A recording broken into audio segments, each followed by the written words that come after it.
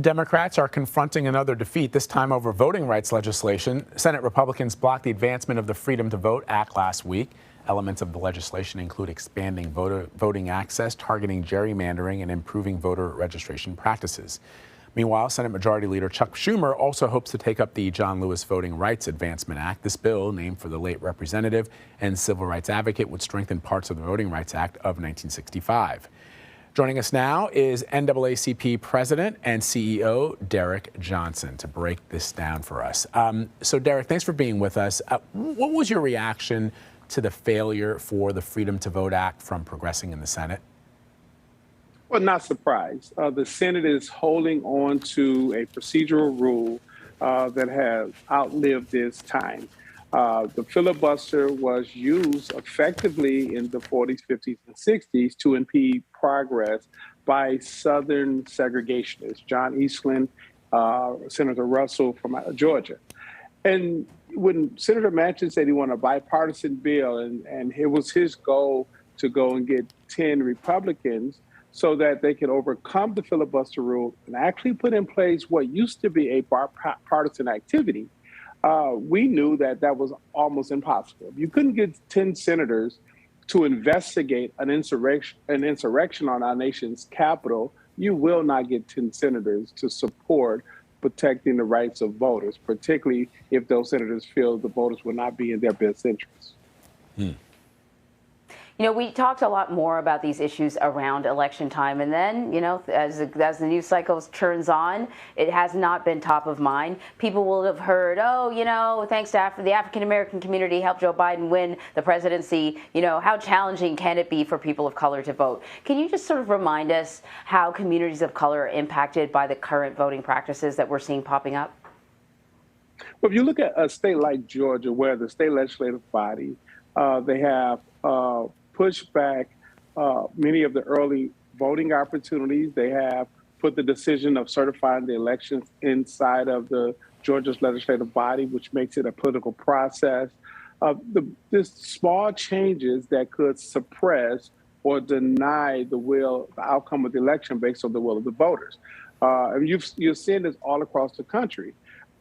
But the thing that people are not paying attention to is redistricting. Every 10 years after the census data is released, there's a redrawing of political boundary lines to ensure equity in voting across the board. So one district is not more than 10% or 1% larger than another district. That's not about race, but race should not be used as a consideration. This is the first redistricting process that we've had without the full protection of the Voting Rights Act since 1960. And political gerrymandering is a problem.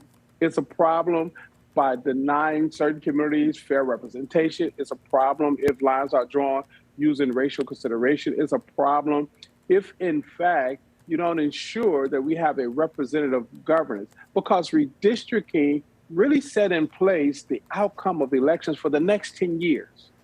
And it's really important that we have parameters and protections so that communities are not excluded from full participation and the weight of their vote is not diminished as a result of not having protection. So, Derrick, you know, during the 2020 election, then candidate Biden promised real changes for the Black community, including police reform. Now, despite some initial progress, Congress's bill negotiations failed. Now voting reform is stalling. How are these failures to pass race-related policies affecting the attitudes of some Black voters going into the midterm?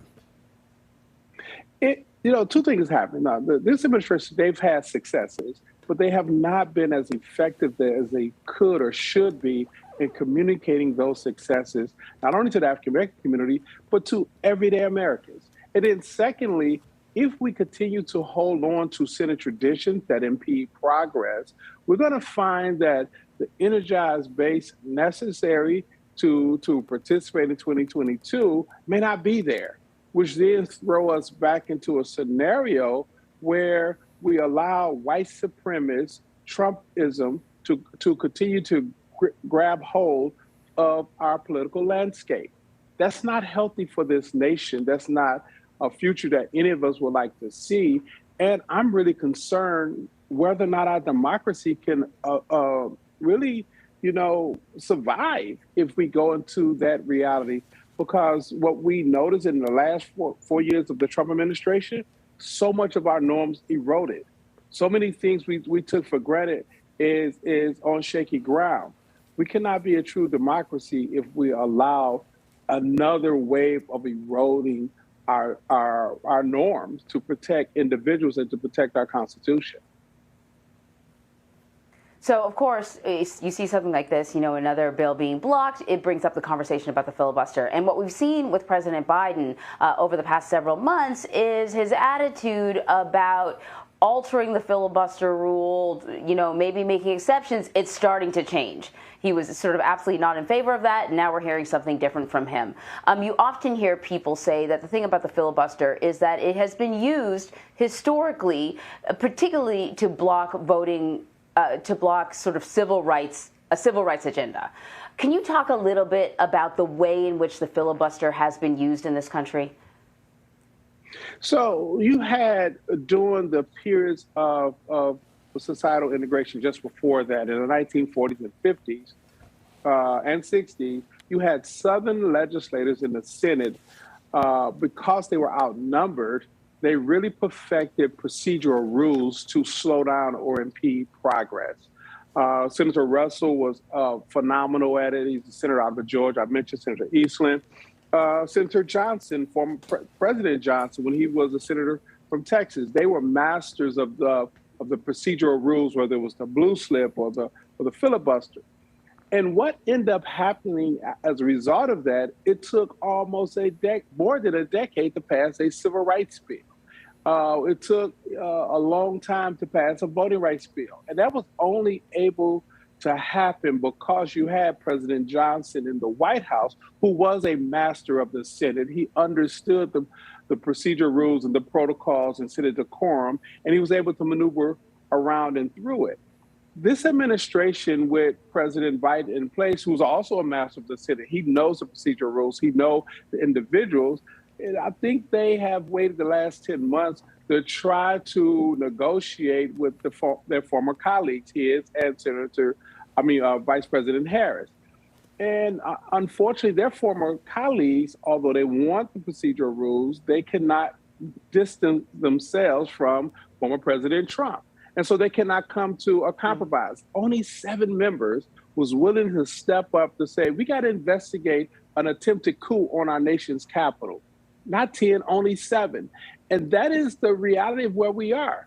It's not only about race, it's about the white supremacist behavior of Trumpism having a hold on the Republican Party, where there is a complete loss of civility, loss of willingness to figure out ways to protect our Constitution and come up with solutions to big problems.